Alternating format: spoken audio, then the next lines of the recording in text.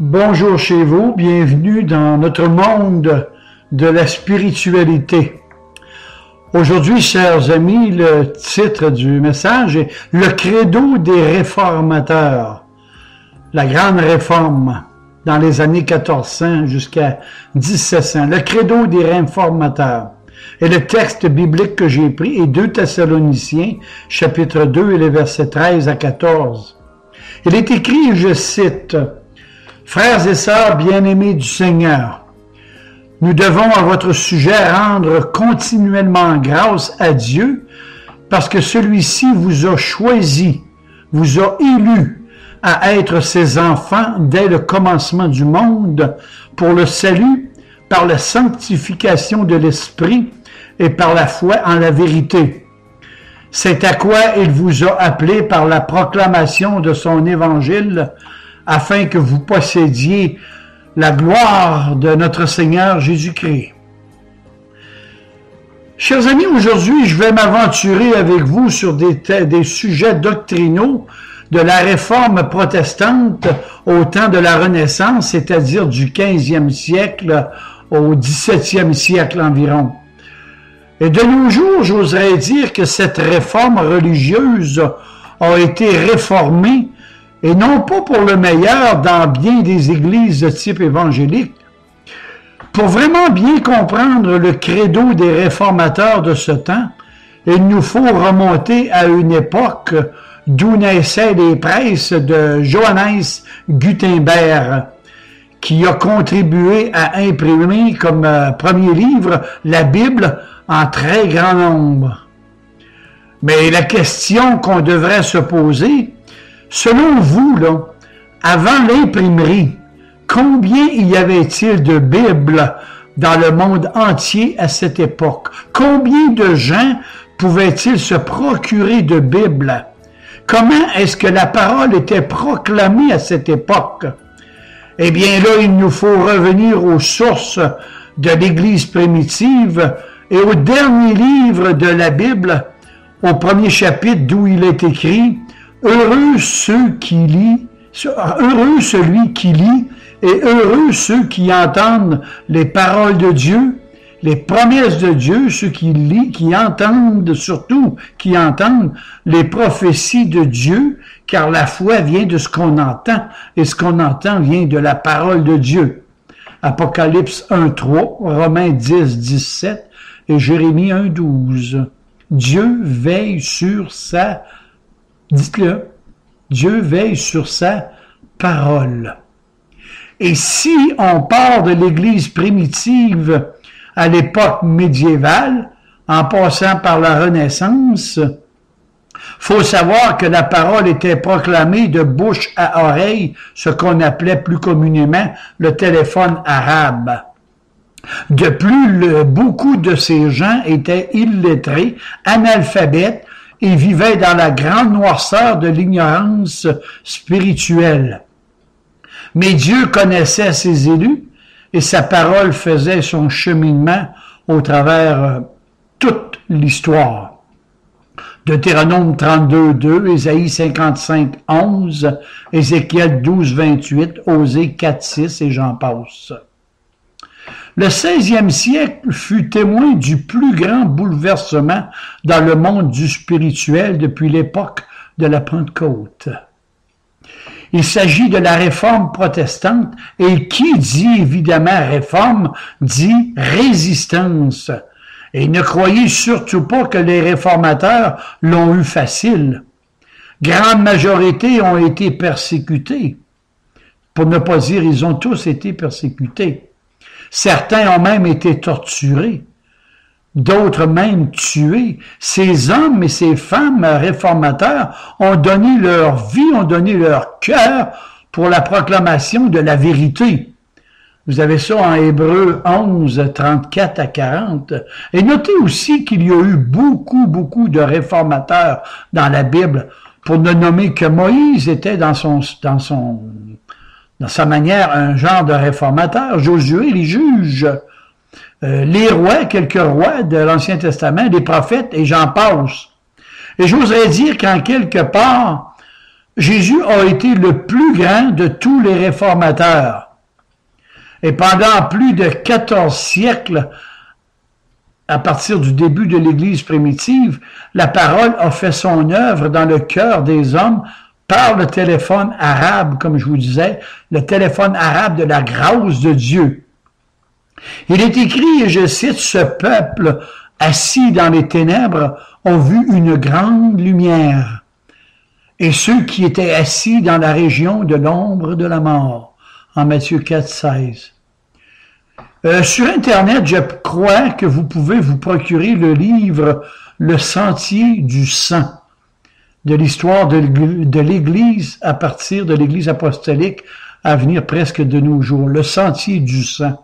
Le titre de l'auteur m'échappe, mais vous allez le retrouver sur Internet. En fait, c'est l'histoire des chrétiens qui ont vécu durant ces 14 siècles. Et de ces gens, beaucoup, comme je disais, ont été martyrisés, envoyés aux galères, rejetés, haïs de tous, ce qui donne la véracité de la parole qui dit que tous ceux qui veulent vivre pieusement en Jésus-Christ seront persécutés. 2 Timothée 3,12. Souvenez-vous, chers amis, de l'histoire des croisades, de l'inquisition de l'Église romaine, des superstitions, des légendes urbaines fantaisistes, des fables, des contes et des chasses aux sorcières de cette époque. Et c'est à cette époque que des hommes de foi se sont levés pour la réforme. Et le but de la réforme était de ramener au christianisme apostolique les églises corrompues comme le catholicisme romain. Le mot d'ordre était sola scriptura, c'est-à-dire l'écriture sainte, seule la Bible serait autorité. Les réformateurs incitaient les gens à quitter la tradition romaine, ses légendes et surtout ses superstitions fantaisistes pour se tourner vers la Bible, la parole de Dieu qui est la seule autorité infaillible. Et mes amis, placez-vous dans ce contexte de cette grande noirceur spirituelle. Et j'oserais dire que c'était tout simplement un copier-coller du temps de Jésus, d'où le pharisianisme prédominait en Palestine, tandis que les autres nations nageaient avec leurs idoles. Mais au 16e siècle, surtout en Europe, Dieu le Saint-Esprit a manifesté sa puissance de l'Évangile par ses réformes, par la grâce de Dieu, l'illumination, je dirais, de sa parole, à partir des presses de Gutenberg. Vous savez,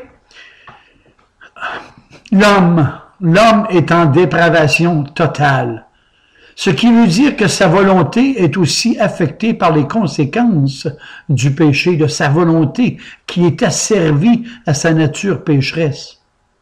Ce qui voulait dire que le salut de l'homme ne peut aucunement dépendre de son libre choix.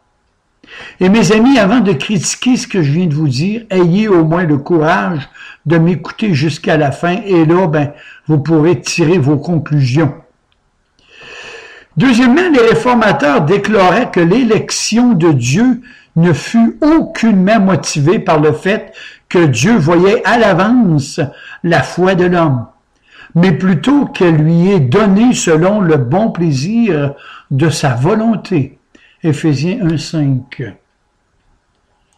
Troisièmement, ces héros de la foi proclamaient haut et fort que l'œuvre de Christ assure le salut aux élus qui étaient déchus dans leur péché, que le salut de Dieu renferme la foi, la repentance, l'adoption, la justification, la sanctification et la glorification. Romains 8,30.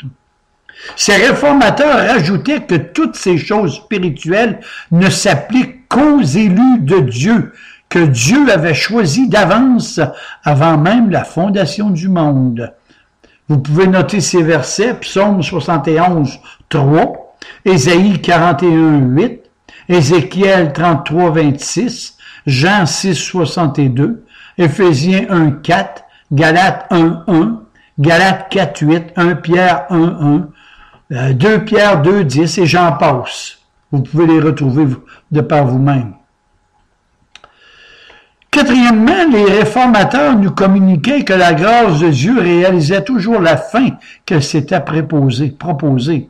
Et là-dessus, je vous propose d'écouter mes sermons, le numéro 01, la vraie repentance, le numéro 24, la grâce irrésistible de Dieu, le numéro 79, la doctrine de l'élection divine, et le numéro 97, la foi qui vient de Dieu et non des hommes. Cinquièmement, la réforme annonçait que les élus de Dieu persévéreront jusqu'à la fin dans la foi et la sainteté, étant tous gardés par la puissance de Dieu. Jean 10, 27. Vous savez, pour moi, ce n'est pas la persévérance des saints qui m'embête, mais plutôt la persistance des pécheurs à vivre dans leurs péchés. Notez aussi qu'à toutes les époques de ces grandes noirceurs spirituelles au travers l'histoire, il y avait toujours des fables, des mythologies, des légendes, des idoles, des superstitions, des faux dieux dans toutes les religions humaines, et je ne vous parlerai pas des fantaisies de l'Église romaine, vous en savez beaucoup plus que moi là-dessus. Et notez aussi que ces doctrines bibliques ne sont pas apparues avec les réformateurs, oh que non, parce que ces doctrines ont toujours existé. Ce sont toujours les hommes qui se sont créés un Dieu à leur image afin de rejeter le Dieu véritable, ce qui prouve que Jésus est venu pour détruire les œuvres du diable, pour exposer sa lumière et bâtir son Église, a dit le Seigneur. Mais les hommes, eux autres, ont dit, c'est nous qui allons bâtir son Église, car nous, on connaît ça, les moyens d'évangélisation pour pouvoir attirer les hommes. 1 Jean 3, 8, Luc 4, 18 et 19, Matthieu 16, 18. Jésus que dit, je bâtirai mon Église.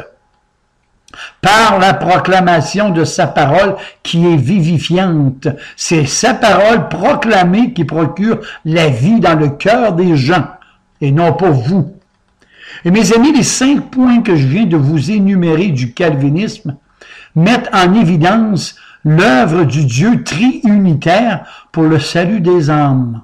Et notez ce que je vais vous dire. Premièrement, l'élection, elle est opérée par le Père. Éphésiens 1,4.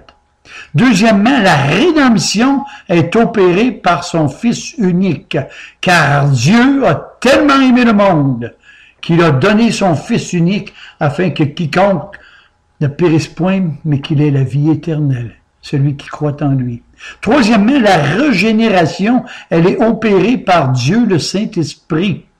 Jean 16, 8. C'est lui qui vous convaincra de péché, de justice et de jugement. Et j'aurais bien des choses à vous dire là-dessus, mais le temps va me manquer. Notez qu'au départ de Jésus-Christ, le Saint-Esprit a été envoyé par Dieu le Père pour éclairer, je dirais, pour illuminer le message que Jésus nous a laissé, et à ces grandes vérités s'ajoute le besoin du salut et la dépravation totale de l'homme et à son incapacité totale de se sauver, soit par lui-même ou soit par les autres. En vous disant ces vérités bibliques, vous savez, ça me fait bizarre dans mon cœur d'entendre grande majorité de soi-disant chrétiens qui se disent sauvés parce que lors d'une campagne, peu importe, d'évangélisation, et à l'appel d'un dirigeant, ils se sont avancés pour prendre une décision personnelle, c'est-à-dire d'accepter le Seigneur Jésus dans leur cœur comme sauveur personnel. Et si ça, ce n'est pas une hérésie, on peut rester songeur quant à leur salut. Jamais les réformateurs ont enseigné ce que je viens de vous dire. Je classifierais, moi, ces évangélistes d'assassins de la grâce. La réforme proclame un Dieu qui sauve et eux proclament un Dieu qui rend l'homme capable de se sauver de par lui-même, d'accepter le Seigneur, comme certains disent. J'oserais dire que l'enseignement de la réforme a été une théologie réformée qui de nos jours a été difformé. Et vous savez, le rôle du diable, lui, a toujours été de diaboliser la parole de Dieu, Jean 8, 44. C'est Jésus qui a dit, sans moi, là, vous ne pouvez absolument rien faire. Sans moi, vous ne pouvez rien faire. Jean 15, 5. Moi, je vous dis, l'élection de Dieu pour ses élus ne provient pas de son amour, mais de sa grâce. On pourrait aussi dire l'incapacité totale de l'homme, car il ne faut pas oublier que la Bible insiste de ce que tout homme est mort spirituellement par la chute de nos premiers parents en Éden. Et là-dessus, je vous propose d'écouter le sermon numéro 53, la bêtise d'Adam, et vous me reviendrez là-dessus. Moi, je vous dis que l'homme, de par sa nature, est totalement incapable de croire à l'Évangile pour son salut. Le pécheur, il est mort, il est aveugle, il est sourd, il est paralysé devant les choses spirituelles, et en plus, son cœur, il est tortueux, il est méchant malgré tout. Jérémie 17, 9, Éphésiens 2, 1, Luc 15, 24, Romains 6, 23, 1 Corinthiens 2, 14. L'homme animal ne peut même pas comprendre les choses de l'esprit. C'est une folie pour lui, ça. La volonté de l'homme n'est pas libre. Il n'a pas la capacité de choisir entre le bien et le mal dans le domaine du spirituel. Romains 7, les versets 14 à 25. Et en conséquence de tout ça, le pécheur a beaucoup plus besoin que de l'assistance du Saint-Esprit.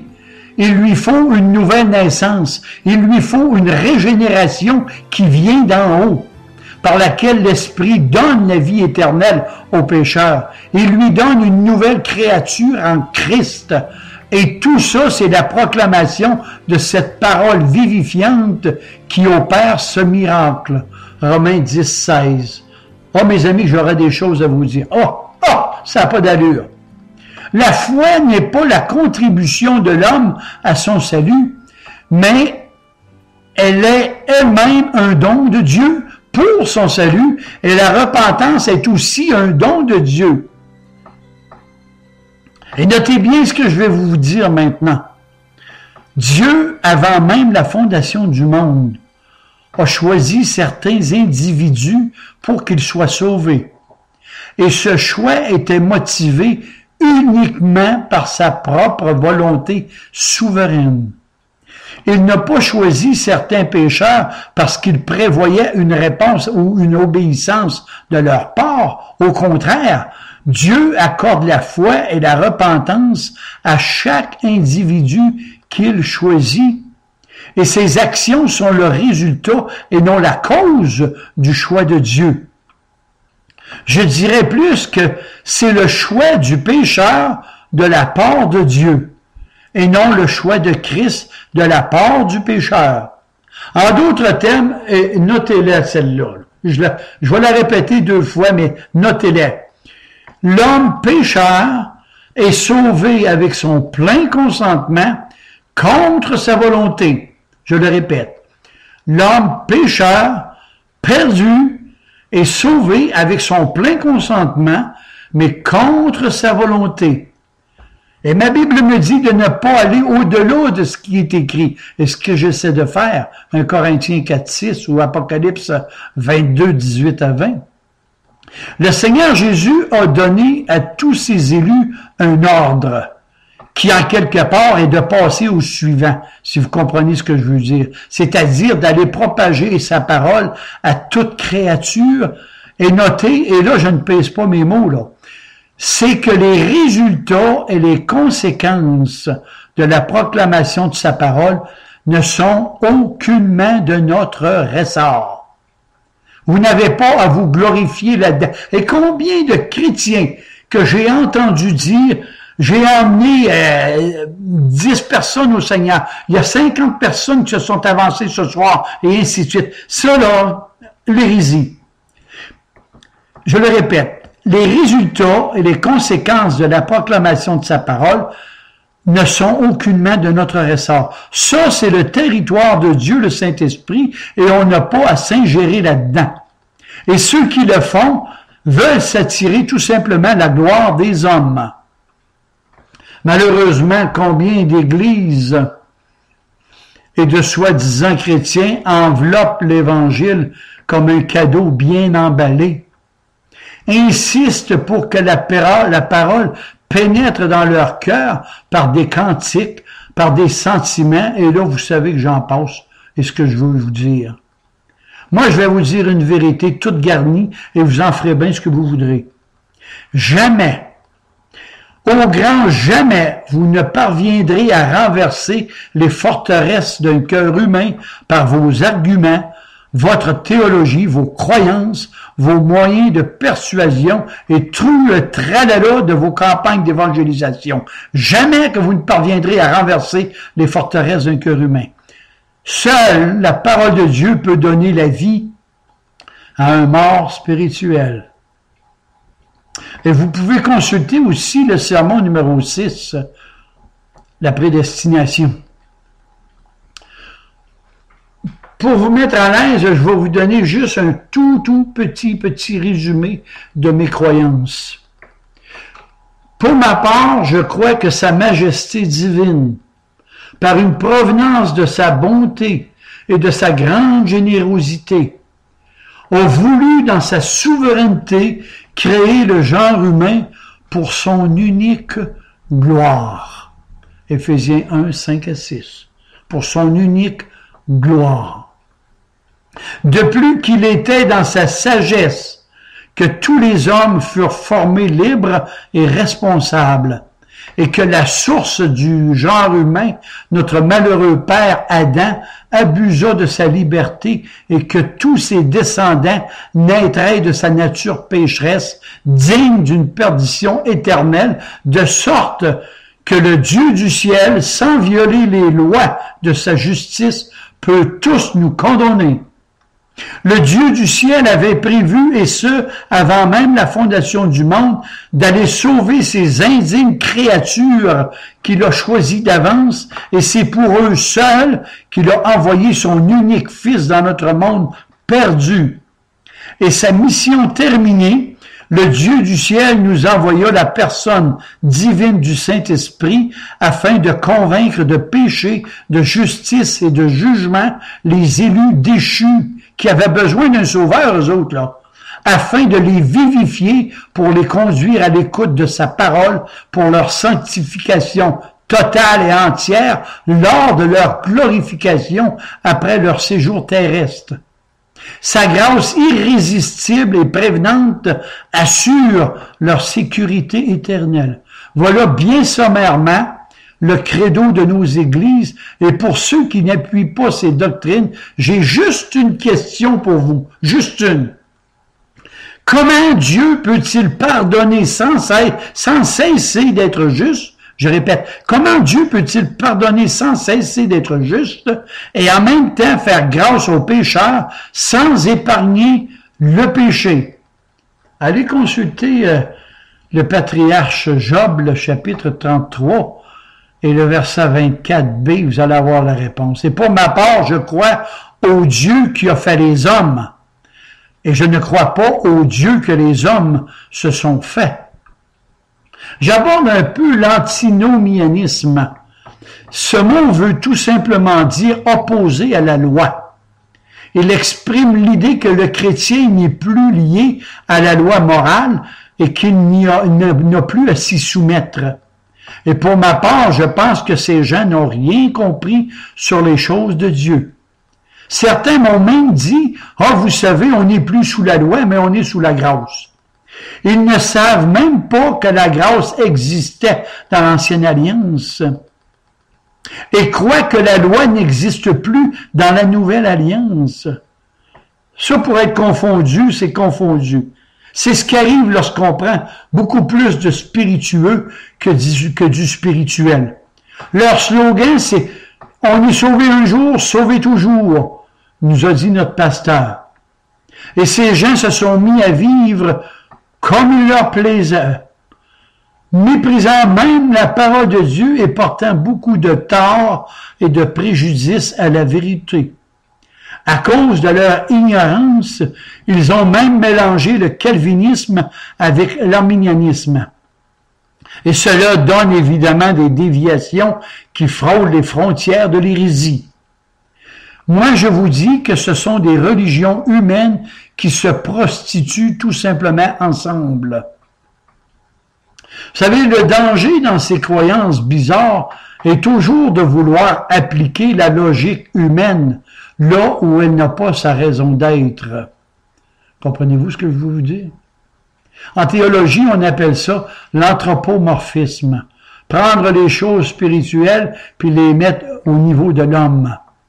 Et pour se convaincre qu'ils sont chrétiens, ces gens viennent nous dire, n'avons-nous pas le même Père? N'est-ce pas un seul Dieu qui nous a créés? Et bla, bla, bla, bla, bla, bla, bla. Ce que je viens de vous dire là, Malachie l'a dit en chapitre 2, le verset 10. Il est une race qui se croit pure et qui ne s'est pas lavé de sa souillure, nous dit Proverbe 32. Les réformateurs raisonnaient comme suit. Ils proclamaient le salut comme étant entièrement par grâce. Le juste vivra par la foi. C'est Dieu qui sauve du commencement à la fin.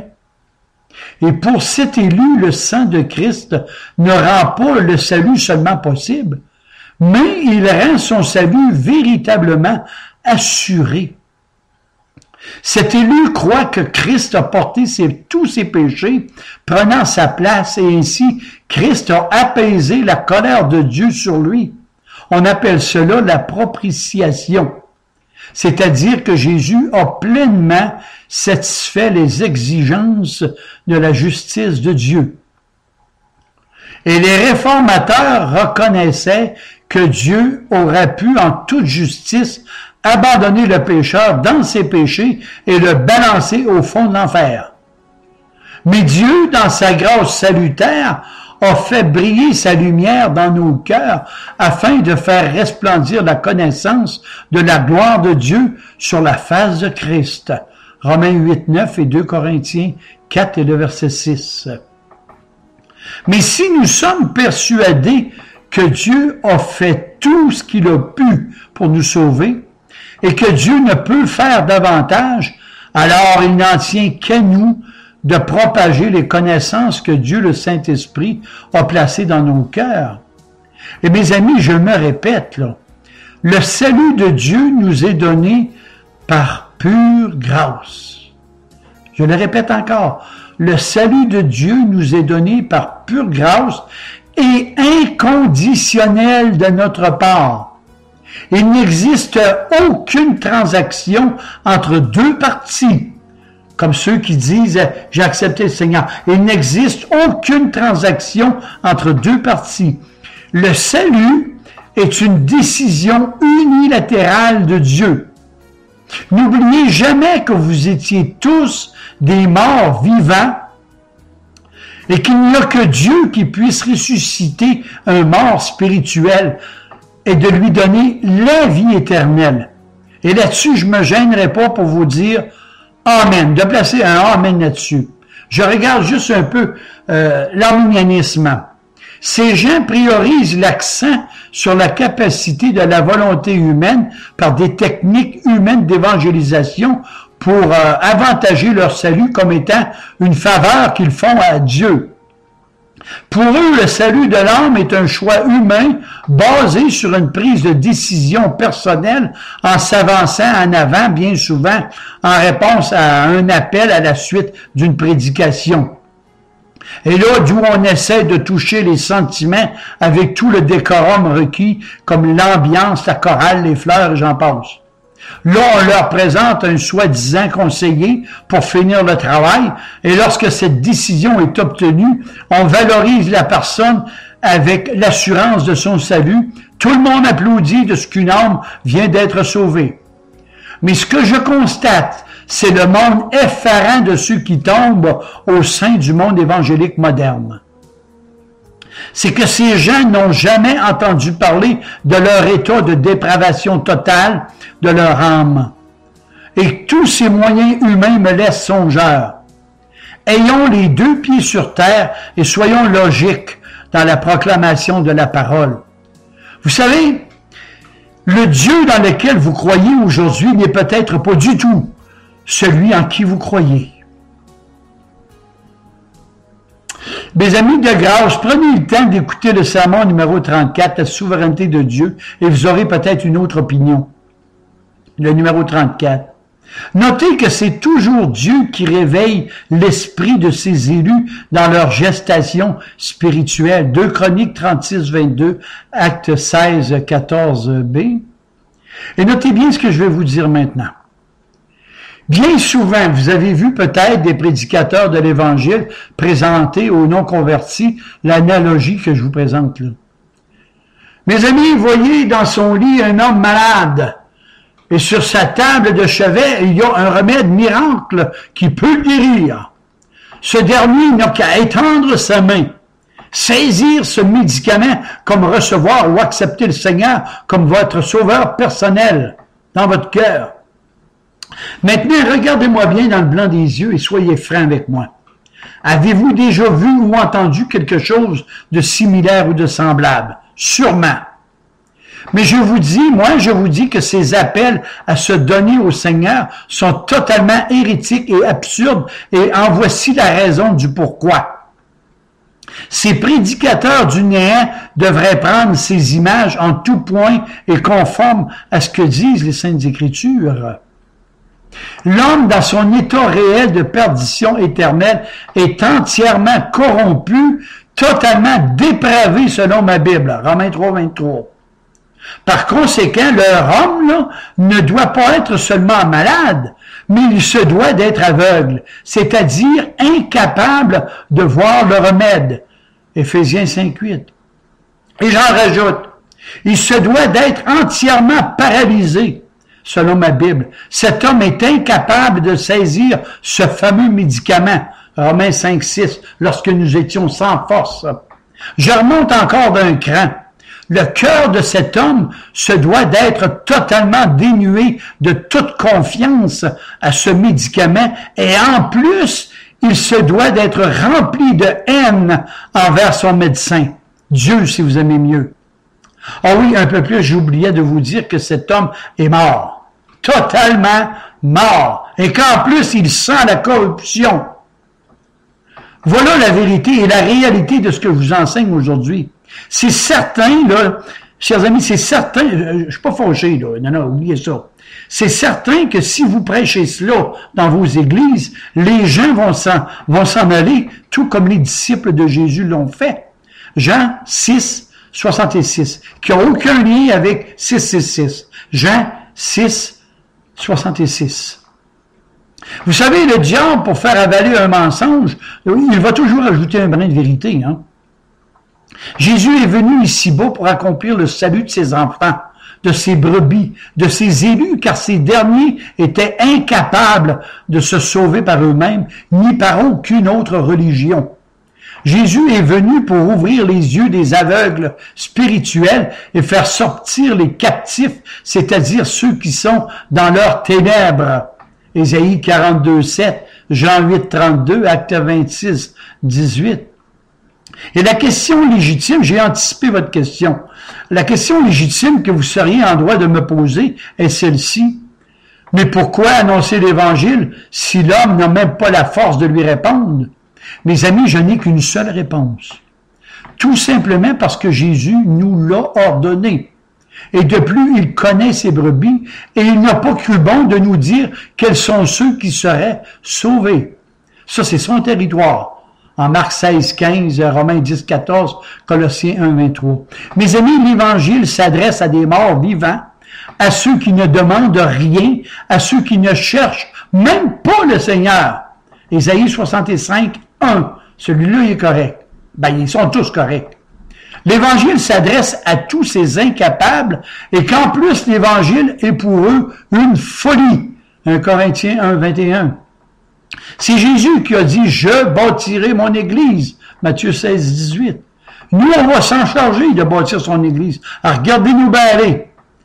Mais ces hommes veulent remplir leur banc d'église vide au lieu de vouloir remplir le ciel en annonçant de manière désintéressée des choses de la terre cet évangile de grâce. Mes amis, si vous annoncez un évangile de prospérité, un évangile de paix, un évangile d'amour, de bonheur et de tout ce que vous pouvez ajouter, c'est certain que les gens vont s'avancer et n'ont pas de course, s'il vous plaît. Mais si vous apportez un évangile comme Jésus l'a prêché, attendez-vous à être persécuté, à être haï de tous. Vous serez rejeté même par vos propres frères et sœurs de vos familles et même par ceux qui ont la même foi que vous dans vos églises. Tous ceux qui veulent vivre pieusement en Jésus-Christ seront persécutés. Et moi, je vous dis que vous allez porter votre croix et il n'y aura même pas un Simon de Cyrène pour vous aider. Mais une chose que je puis vous dire, par exemple, c'est que Jésus ne vous laissera jamais tomber. Il vous donnera cette grâce suffisante pour passer au travers vos épreuves chaque jour de votre vie. Votre cœur connaîtra une paix comme le monde ne peut donner. Et à la fin de votre carrière d'ambassadeur pour Christ, il y a des choses extraordinaires pour chacun de vous. Des choses merveilleuses, glorieuses, que je ne peux pas vous expliquer, car toutes ces belles promesses sont écrites dans le cœur de tous ceux dont leur nom est inscrit dans le livre de vie. Nous avons tous besoin de réformer notre théologie, revenir à la saine doctrine et de prêcher un évangile de grâce. Et puisse Dieu raviver sa vérité et son œuvre en ces jours de grâce. Et là-dessus, je mets un Amen et Amen. Mes amis, je ne suis pas fâché. Je vous ai apporté la parole. Que le Seigneur vous bénisse abondamment.